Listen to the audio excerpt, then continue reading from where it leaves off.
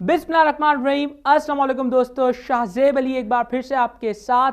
और पाकिस्तान क्रिकेट में आजकल एक नई डिबेट आ गई है कि वर्ल्ड कप 2019 में पाकिस्तान टीम का कप्तान कौन होगा। शोएब मलिक पाकिस्तान टीम की कप्तानी करेंगे, जो इस वक्त साउथ अफ्रीका में पाकिस्तानी कप्तानी कर रहे हैं, या फिर रेगुलर कप्तान सरफराज अहमद पाकिस्तान टीम की कप्तानी करेंगे। तो इन सवालात के जवाब तो पाकिस्तान क्रिकेट बोर्ड ही दे सकता है, लेकिन बार बार शोएब मलिक पर क्यों सवालात उठाए जाते हैं, क्यों बात की जाती है कि शोएब मलिक पाकिस्तान क्रिकेट में पॉलिटिक्स कर रहे हैं, या क्यों ये कहा जाता है कि शोएब मलिक जो हैं वो नहीं चाहते कि कोई और कप्तान हो और वो खुद कप्तान बने। तो हर चीज़ का एक बैकग्राउंड होता है, किसी पे हमें ब्लेम नहीं करना चाहिए, बल्कि हमें बैकग्राउंड देखना चाहिए कि ऐसी क्या वजूहत थी जिनकी वजह से अगर माजी में कुछ शोएब मलिक की तरफ से हुआ भी, अगर हुआ भी, हम नहीं कहते कि उन्होंने किया, लेकिन जो बातें सुनने में आती हैं कि ऐसा क्यों हुआ। तो आपको लिए चलता हूं 2007 के वर्ल्ड कप की तरफ, जब पाकिस्तानी कप्तान इंजमामुल हक ने, जो कि उस वक्त पाकिस्तान के कप्तान थे, उन्होंने अपनी रिटायरमेंट का ऐलान किया वनडे क्रिकेट से और कैप्टन अपॉइंट किया गया जनाब यंग शोएब मलिक को। मलिक कप्तान बनते हैं पाकिस्तान के, पाकिस्तान को कामयाबी दिलवाते हैं श्रीलंका के खिलाफ अबू धाबी में खेली जाने वाली सीरीज में। इसके बाद टीम को वर्ल्ड T20 में लेके जाते हैं, जो कि पहला एडिशन साउथ अफ्रीका में खेला गया। शोएब मलिक पाकिस्तान की टीम को फाइनल तक ले जाते हैं। इसके बाद हम लोग साउथ अफ्रीका से होम सीरीज खेलते हैं, बहुत अच्छी होम सीरीज होती है। टेस्ट में मलिक की कैप्टनसी कुछ इंप्रेसिव नहीं रहती, ना ही मलिक की कोई अपनी क्लियर जगह नजर आती है, लेकिन वनडे में उनकी कैप्टनसी इंप्रेसिव होती है। साउथ अफ्रीका के अगेंस्ट हम लोग 3-2 से सीरीज हारते हैं, लेकिन वो भी बड़ी क्लोज सीरीज होती है। और एक वनडे मैच लाहौर में हम 20 रन से हार जाते हैं, जिसकी वजह से वो सीरीज हमारे हाथ से निकल जाती है। मगर मलिक की कैप्टनसी स्किल्स अच्छी लगती हैं और लगता है कि ये कप्तान, जो कि इतने अरसे से सियालकोट स्टैलियंस की टीम को लीड कर रहे हैं, सियालकोट स्टैलियंस के लिए कप्तानी कर रहे हैं, वो यकीनी मानों में एक अच्छे कप्तान बनकर सामने आते हैं। इसके बाद भारत के इंपॉर्टेंट टूर पर हम जाते हैं, वहां पर भी वनडे सीरीज में पाकिस्तान की परफॉर्मेंस अच्छी होती है। ऑल्दो कि हम सीरीज हार जाते हैं, लेकिन मलिक की कैप्टनसी स्किल्स हमें नजर आती हैं। पाकिस्तान की टीम भारत के खिलाफ मोहाली में 321 भी चेस करती है। तो सब कुछ अच्छा चल रहा होता है पाकिस्तान क्रिकेट में। फिर अगर हम आगे मूव ऑन करते हैं तो 2008 स्टार्ट हो जाता है। 2008 के स्टार्ट में ही किटप्लाई कप बांग्लादेश में हम जीतते हैं, जिसमें बांग्लादेश और भारत की टीमें भी होती हैं। वहां पर हम कामयाबी हासिल करते हैं। फिर जिम्बाब्वे से हम होम सीरीज जीतते हैं, बांग्लादेश से हम लोग होम सीरीज जीतते हैं। एशिया कप में पाकिस्तान टीम हार जाती है, हालांकि वो एशिया कप जो है वो पाकिस्तान में ही होता है, लेकिन उसमें भी हम भारत से एक मैच हारते हैं, जिसकी वजह से हमें बाहर होना पड़ता है। लेकिन उसी टूर्नामेंट में बाद में हम भारत को भी शिकस्त देते हैं और पाकिस्तान की परफॉर्मेंस अच्छी रहती है। इसके बाद की अगर बात की जाए तो वेस्ट इंडीज़ से हम सीरीज़ जीतते हैं, और वेस्ट इंडीज़ से जब हम अबू धाबी में सीरीज़ जीतते हैं तो यकीन मानो में लगता है कि पाकिस्तान की टीम अब बैलेंस है, क्योंकि टीम बनती हुई पाकिस्तान की नज़र आती है। अगर हम बात करें पाकिस्तान की टीम की, तो कामरान अकबर और सलमान बट जो हैं वो ओपनिंग पे सेट होते हैं।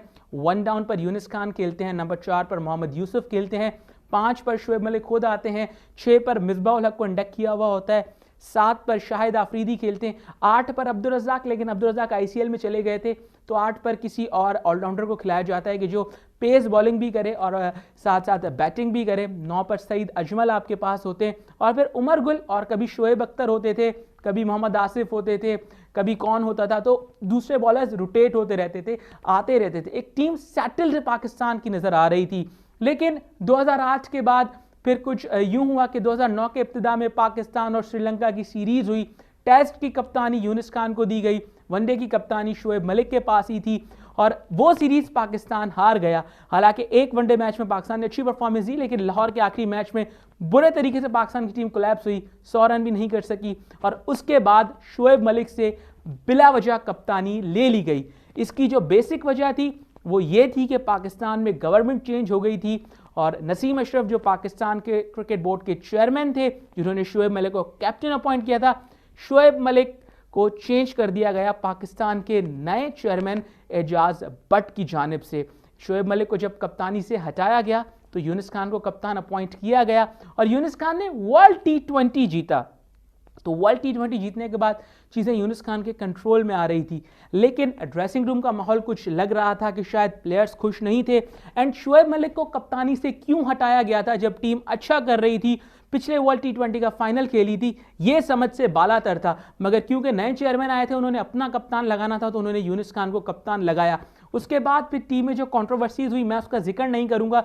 श्रीलंका में हमने सीरीज हारी, फिर साउथ अफ्रीका में जो चैंपियंस ट्रॉफी में हुआ हलफ उठाने की बातें आई, फिर न्यूजीलैंड की सीरीज में जो हुआ, जो अबू धाबी में खेली गई, तो ये बहुत सारी कंट्रोवर्सीज थी जिसकी वजह से इनमें शोएब मलिक का भी नाम आया, इनमें मोहम्मद यूसुफ का भी नाम आया, इनमें दीगर प्लेयर्स का भी नाम आया। लेकिन हमें एक बात पर गौर करना चाहिए कि एक कप्तान जो कि आपकी टीम को वर्ल्ड T20 के पहले एडिशन के फाइनल में ले जाता है, आपको सीरीज जितवाता है, आप फ्रॉम नोवेयर अगर उसको हटाएंगे तो फिर क्या गुजरेगी उन पर, या फिर अगर कोई प्लेयर्स जो उनके साथ सेट थे फिर वो क्या समझेंगे।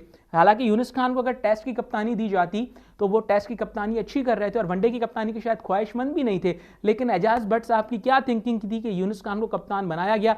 लेकिन शोएब मलिक का रोल फिर थोड़ा सा अगर बात करें तो मशकूक कहा जाता था, हम नहीं कह रहे लेकिन कहा जाता था, लेकिन हम इस बात को आज भी नहीं मानते। लेकिन एक मैं आपको साइड दिखाने की कोशिश कर रहा हूं कि एक कप्तान को जब आप बिला वजह फ्रॉम नोवेयर परफॉर्मिंग कप्तान को अगर आप इस तरीके से हटा देंगे तो फिर ऐसी कंट्रोवर्सियां टीम में जन्म लेती हैं। और 2009 में यूनुस भाई टीम के कप्तान अपॉइंट हुए और 2009 के आखिर में यूनुस खान टीम से बाहर हुए और फिर नौबत यूं आ गई कि 2010 के स्टार्ट में एजाज भट्ट ने यूनुस खान, जिनको उन्होंने खुद कप्तान बनाया था, उनको उन्होंने बैन कर दिया पाकिस्तान क्रिकेट से और एक साल यूनुस खान पाकिस्तान के लिए, 8 माह पाकिस्तान के लिए क्रिकेट नहीं खेले। पाकिस्तान क्रिकेट में कंट्रोवर्सियों ने यहां से जन्म लेना शुरू किया।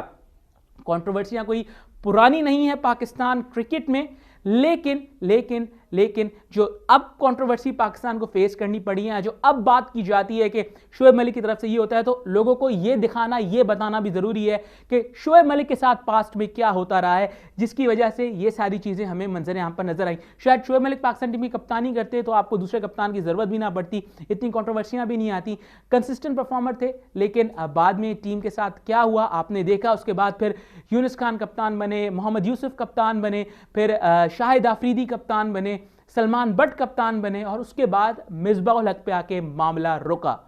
तो अगर शोएब मलिक को ना हटाया जाता तो ये चीजें नहीं होती। खैर मूव ऑन करते हैं आगे फॉरवर्ड। मिसबाह के बाद अजहर अली को कप्तान बनाया गया और अजहर अली कभी भी सूटेबल नहीं थे। हालांकि उस वक्त अगर सरफराज को बनाया जाता तो सरफराज ज्यादा बेहतर फॉर्म में थे, लेकिन कप्तानी फिर 1 साल बाद सरफराज के पास ही आई, 1-1.5 साल बाद सरफराज ने टीम बनाई, सरफराज ने पाकिस्तान को चैंपियंस ट्रॉफी जितवाई। हसन अली हो गए, शादाब खान हो गए, फहीम अशरफ हो गए, या ये जितने भी यंग प्लेयर्स हो गए इंक्लूडिंग फ़खर जमान, बाबर आजम, यकीनी मानों में सरफराज की कप्तानी में ये खेल के ग्रूम हुए। ये टीम सरफराज अहमद की कप्तानी में बनी।